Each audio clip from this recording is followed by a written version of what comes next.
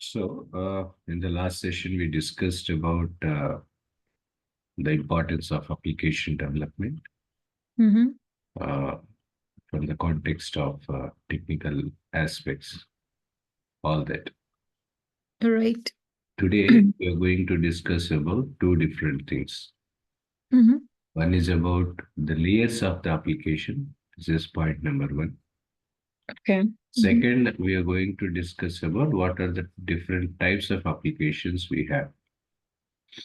When it comes to the type of applications to understand it, Mm-hmm. type of applications will be multiple in the field of applications, or you can call it as projects, whatever the name you can call. Mm-hmm. End of the day, applications will be of different types. Some applications were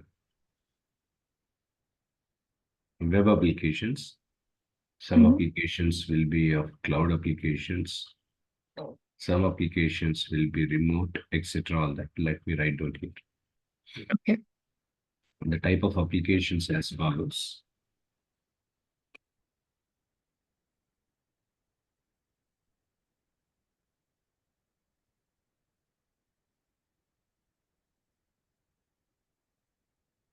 So this is nothing to do with technology, nothing to do with domain. Okay, irrespective of technology, the domain, this is common. Okay, right. Okay. So now, when it comes to the type of applications, the first one is called standalone applications. Mm-hmm. First one is called standalone applications. Now, what is meant by standalone application? Standalone application, nothing but this application will be individual on its nature. Mm-hmm. The best example I can give you, uh, Excel, Microsoft Excel, you know that. Right. Mm-hmm. Because if you see Excel generally, as you can see here, whatever the input you are going to give, whatever the data it stores in the uh, application, and whatever the visualization you see, Mm-hmm. everything will be in the same platform. Am I right? Yes. Right. Mm-hmm. Now, that's the reason why it is called a standalone application. The kind of architecture is called single tier architecture. Okay. Mm-hmm. Now, first of all, before getting into standalone application and other types of applications, now we must Mm-hmm. be knowing about what are the layers will be there in the application. Okay. Okay. Mm-hmm. Normally, application, if you see application, this, right? So this is an application will be of three layers. This is presentation layer. This is a business logic layer, and this one is a data layer. Presentation layer, business or logic layer. The third one is data layer. Right. So three Mm-hmm. different layers will be there for any application. Okay. I am not Okay. specifying this whether it is a standalone or it can be a cloud services, a client server or cloud application, whichever it is. Mm-hmm. End of the day, if you see any application have three things. One is presentation layer, second is business logic layer, the third one is called data layer. Now, what is presentation layer? Presentation layer, nothing but what you can see on screen. This is what generally we call it as presentation layer. Simple. For Okay. example, you are creating an e-commerce application, okay, or some online shopping application you are Mm-hmm. developing. Mm-hmm. What you see on the screen, that is what generally we call it as presentation layer. For example, you want to create some login page, okay, Mm-hmm. or else you want to display the list of products we are selling through online. Mm-hmm. So this is something which a user has to see it on the screen. This is what something which normally we call it as presentation layer. Okay. Example for presentation layer to prepare as far as the technologies are concerned. HTML, you know that. HTML stands for Hypertext Markup Language, right? Mm-hmm. So, because if you see when we are going for Google, when you search something, if you can see it on the URL, There in last you can see .html like that. Right. You will be getting Mm-hmm. or .php like that. Right. Means using HTML technology or using PHP technology, that Mm-hmm. particular screen has been built. Okay. Mm-hmm. Is it clear to you, Neela? Yes, sir. It's Right. clear. So this is what something which normally we call it as presentation layer. So Mm-hmm. any application you see, whatever you want to see it on the screen is called presentation layer, which is important. Mm-hmm. Second, business or logic layer. What is business and logic layer? For example, you have given whatever the result, whatever the calculation you want to do. For example, you have given input called 1 plus 2. When you press the enter button, you are getting a result called 3, right? You get a Mm-hmm. result 3. How you got this? Because there was some instruction in a form of programming language given by the developer Mm-hmm. for addition of two numbers, not 1 plus 2. Not 1 plus 2. It can be 1 plus 2. It can be 500 plus 300 also. So what the backend thing, what the developer has done, developer has written a business logic in such a way where this business logic people will understand well. Mm-hmm. You understand this, Neelam? Right? Yes, sir, I got it. Mm-hmm. This is what generally we call it as business logic, means whatever the logic you want to apply for the project. So all the logics will be written under business logic layer. For example, ATM system. Being a customer, you are going there, you are inserting the card.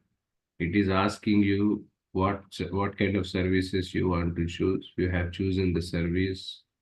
You have given some X amount of money. You have taken the withdrawal if you have chosen withdrawal service, and you signed out from your ATM system, the ATM system. How is it happened? Because these are the instructions for everything. If you take ATM system as an example, Mm-hmm. ATM system have many functionalities. You can deposit money, Right. you can withdraw money, you Right. can raise a request for a passbook or for a checkbook or something, you can do that. Or Right. you can take a mini statement out of it. So Mm-hmm. these are a lot of services which are involved in it. Mm-hmm. There is no one service. There are lot of services which are involved in it. Mm-hmm. This is what something which normally we call it as business logic layer. Means you are developing and implementing a logic over here. This is what we call it as business logic layer. Mm-hmm. Right? So whatever the business logic you want to be implemented for the project, Mm-hmm. everything comes under business logic layer. Point number 2. Mm-hmm. Point number 3, data layer. Data layer means whatever the data you want to store. This is what something which normally we call it as data layer.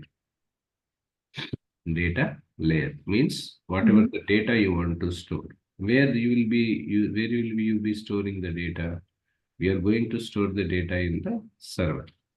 Am I right?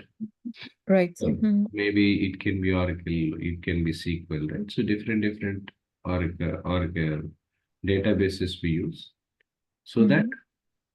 storage of information can be done over here. And if you want, you can extract the information. So whatever the input you are giving here, this will be stored in the database. And if you want to extract, you can extract even in the future also. Mm-hmm. Understood? Clear? Right. Mm-hmm. Clear to you, Neelam, right? Yes, sir, it's clear. So when you talk about any application will be of these three layers. Mm-hmm. Now, whatever the layers I have told you so far, if Mm-hmm. all these three layers are developing under a single platform, okay, Mm-hmm. developing under a single platform, that is what we call it as single tier architecture. The kind of application is called standalone application. Understand, Mm-hmm. right? The Yes. best example, Excel. Again, I'm repeating. If you Mm-hmm. see presentation layer, means for example, you want to give some input. Where are you giving? The On the same. Excel itself, directly you are Mhm. giving. Right. First point. Second, business logic means if you want to write a logic, for example, you want to add multiple rows, right? Multiple rows or columns. Where are you doing that? The same worksheet. Absolutely. For example, data layer. Are you using any kind of database for Excel to work with? No. Because Excel is a standalone one, right? So you don't require any server, you don't require any database and all everything which connects, right? So which connects, right? So this is not something required for database. Am I right? Or, right? Right. So, whatever the layers we have discussed so far, either it can be a presentation layer, or it can be a business logic layer, or it can be a data layer. All the three layers are developing under a single platform. This is what something which normally we call it as standalone applications. And the kind of architecture which normally we call it as single tier architecture. Understood clear to you? Right? Yes, sir. It's clear. Right. So this is what generally the first type of applications. These sort of applications we are using for a very, very long time. This is not something we are doing from 1 or 2 or something like. So this we are using from very long time, right? So this is what you can see. This is presentation layer as I stated with you. Application logic layer will be in between. Data layer will be here, right? So if you want to access any information and all, where the information can be accessed from the data layer, and you can see it on the screen. Right. And whatever the logic you are implementing, everything we are implementing under the business or logic layer. This is what something layers of the application are. So when you talk about layers of the application, these are the three layers will be there. All the three layers you are developing under a single platform, because yesterday I told you when you talk about platform, you want to construct a building, you need to have that base. Base is needed. How strong base you are constructing depends on multiple factors, depends on the geographical location, depends on the soil, the type of soil it is. So based on that, how strong you are developing a base will vary. Am I right? Right, sir. Yes or no? Yes, sir. Got it. Right. In the same manner, whenever we are working on the applications, or whenever we are working on these kind of applications, it is always important for us to understand what are the different layers will be there, and how are these layers are important when we are working on the project, which is essentially required, and one should understand that. So single tier architecture is this. So platform is needed. You want to have a platform where we are developing everything on that. Second is called as two-tier architecture. The second one is called two-tier architecture. So what is two-tier architecture? Two-tier architecture means, if you can see here, there are two different systems. One is client systems, second is server system. The best example in the olden days, if you can see closely, when we are working on some application within our organization, what we usually do, there are some client systems will be there. Okay, for example, 10 people are working. Okay, 10 people have 10 systems, 10 workstations. Right. All these 10 workstations used to connect through LAN to a local server. Right. Server is also in the premises itself. Server is not somewhere outside. Server is also within the premises. Server located somewhere. Especially you see closely when we are working on banking or financial institutions and all, you can relate this example more better. Right. Because they usually what they have their own server, which will be maintained within the locality. On that server, what usually they do, server admin will give the permission to the users to access it. They give permission users to access it. So based on the permission what they have given, whatever the access was made, automatically the client systems and all everything will start using the application. Either to be providing permission for acceptance or rejection, everything will be done by by the Admin. client, by the server system, right? So data sources. Mhm. So, if for example, if you want to develop an application or the platform, whatever I have told you, so whether it Mhm. can be single tier, it can be business logic layer, or it can be presentation layer, or it can be business logic layer, or it can be data layer. All these three layers you have to develop under two different platforms. What are the platforms? One is client platform, Mhm. one is client platform, second is Right. the server platform. Am I right?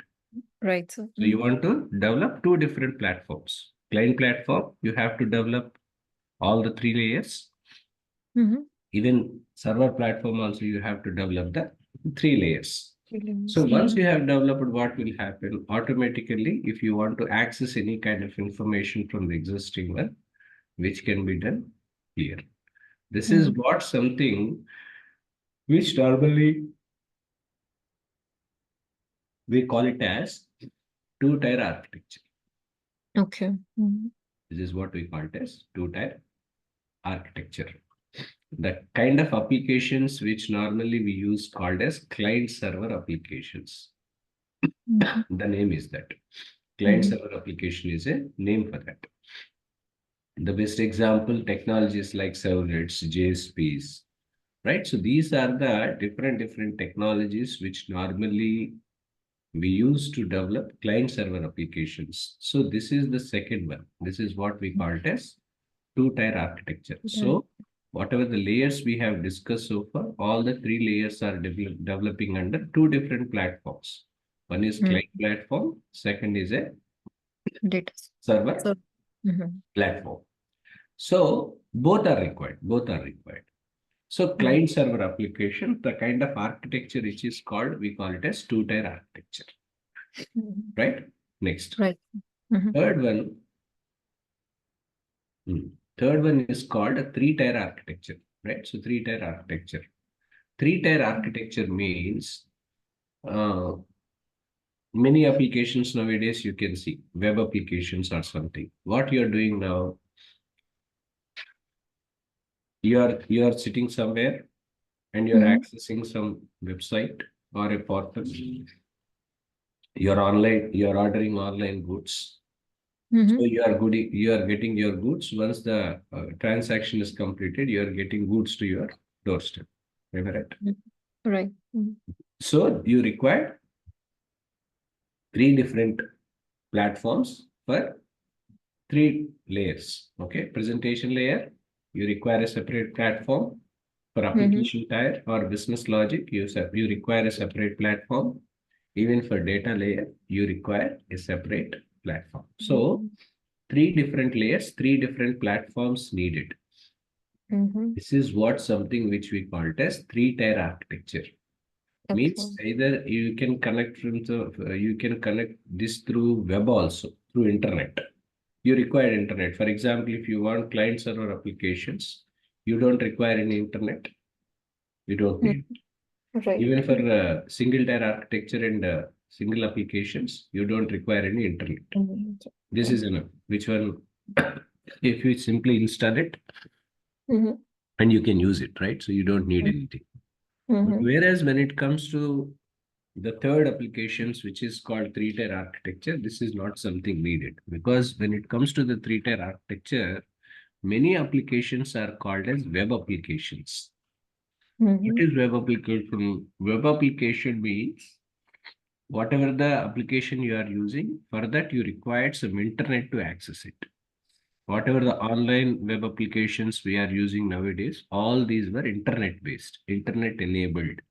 Right. Mhm. Without internet, you cannot use that application Mhm. for transaction purposes. Is it Right. clear to you? Yes, sir. Right? So this is what generally web applications, three-tier architecture, all that. Mhm. Next, one more is called cloud applications. What is cloud applications? Because nowadays many applications happening now is called cloud application. So what Mhm. is cloud application? Cloud application means whatever the layers are we talking about. Either it can be uh, platform services or it can be infrastructure services or it can be software as a service. Everything will be developed under the cloud platform. This is what generally we call it as cloud application stands for. Mm-hmm.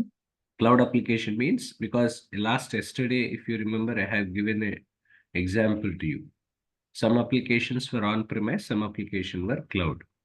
Right. What is on-premise? On-premise applications where you have what we call you have a server located within your locality. Whatever the access you want to do, everything you can access from there. That is what generally we do here, Mm-hmm. right? For standalone systems. Right. Whereas for the cloud systems, what is happening now? For example, an organization want to manage or want you to develop some application. If you are taking some cloud services, what is an advantage? They don't require to manage infrastructure physically. They don't need Mm-hmm. to manage any infrastructure physically. Mm-hmm. They don't require any kind of access to be done over here, right? So nothing is required.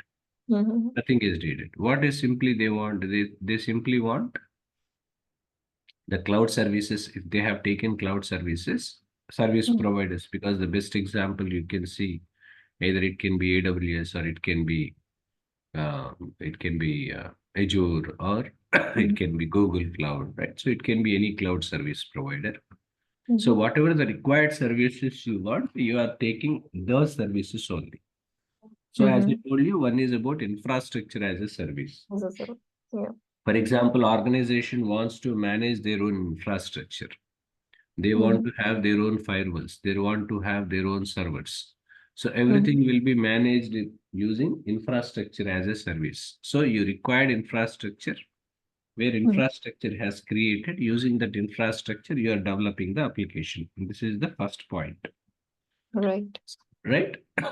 Second, platform as a service, because I told you yesterday also the same, right? So repeating the same platform, because if you want to develop an application, you require some platform to be built. So Right. without a platform, you cannot develop the application. So this is what something which we call it as platform as a service. Point number two. Third one is called software as a service.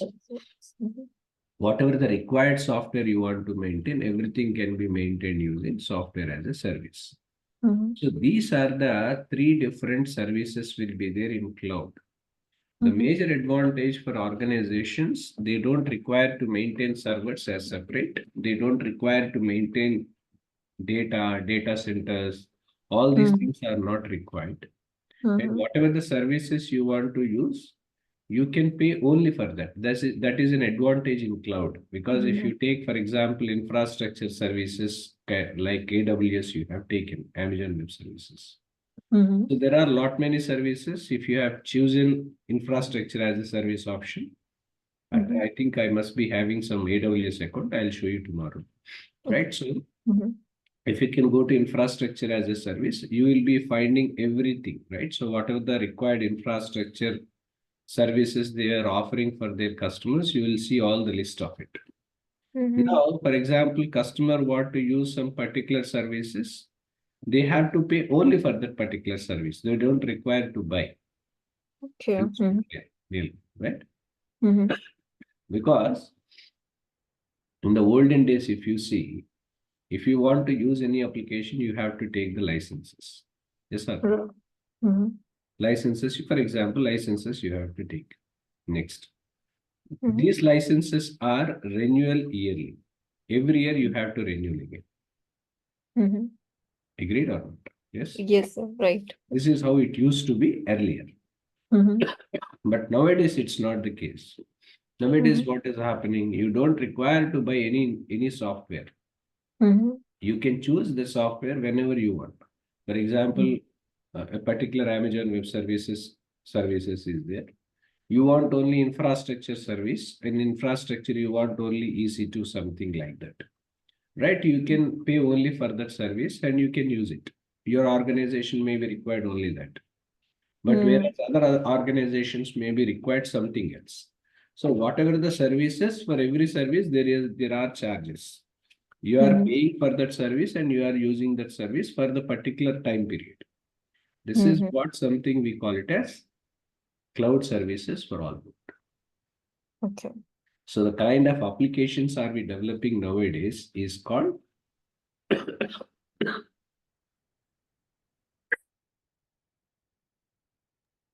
the kind of services what we are developing is called cloud applications, right?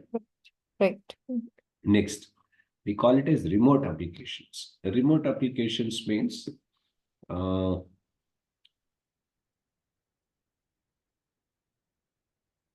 rather it's not remote, RPA enabled applications.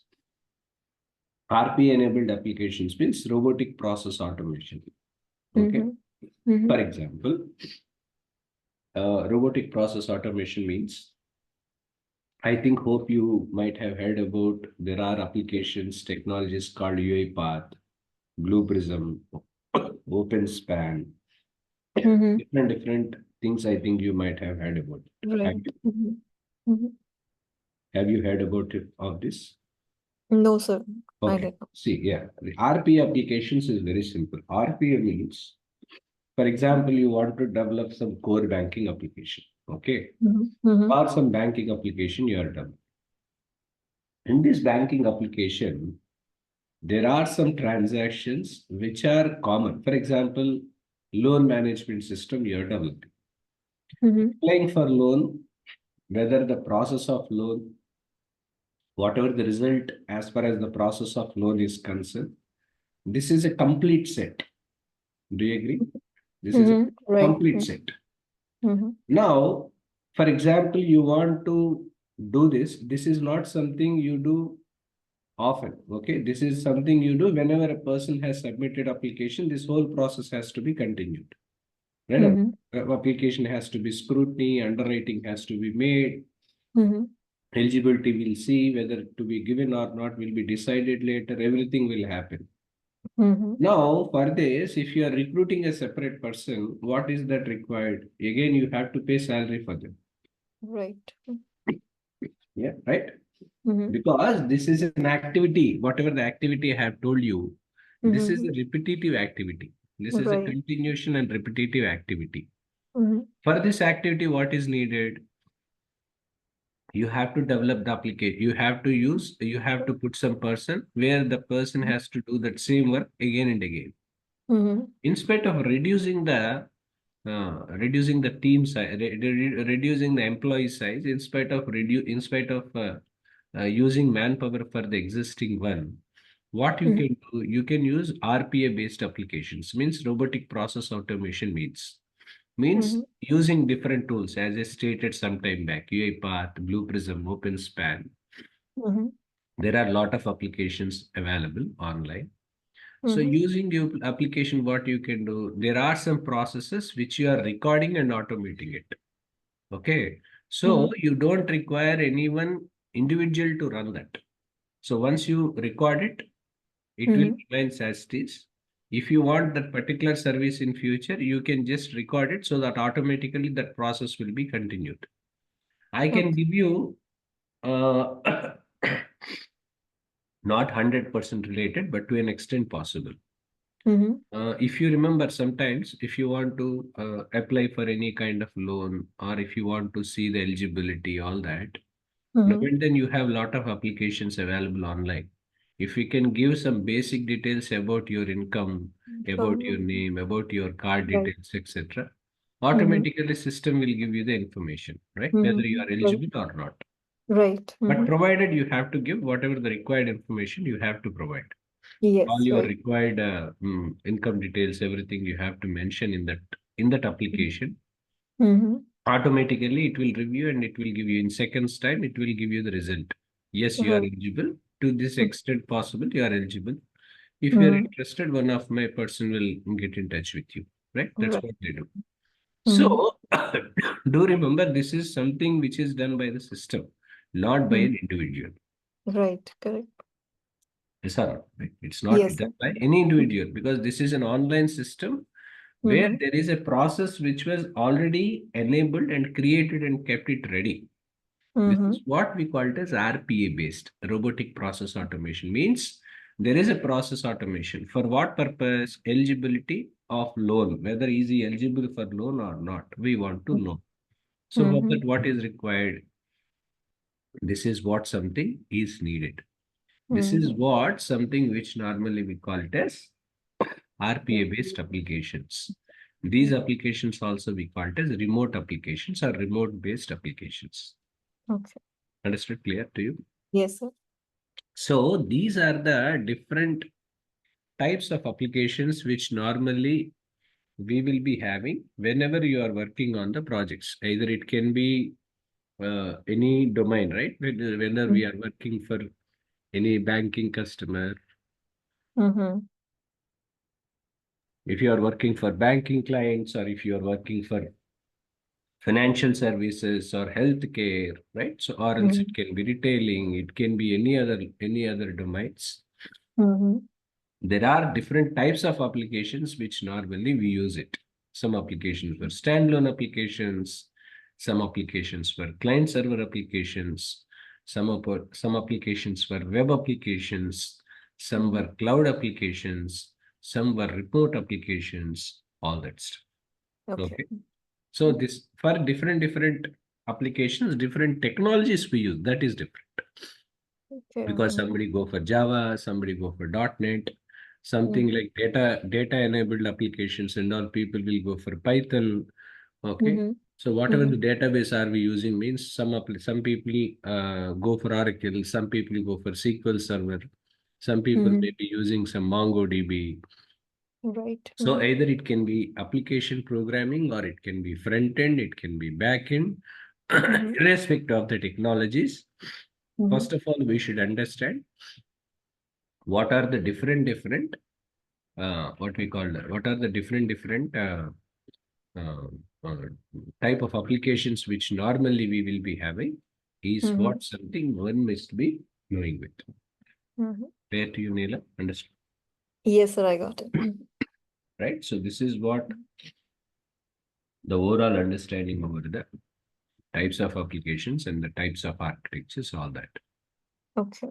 Right? So tomorrow I will discuss more further in regard to Okay. this. All right, sir. Right, Neela. See you. Okay. Thank you. Bye-bye.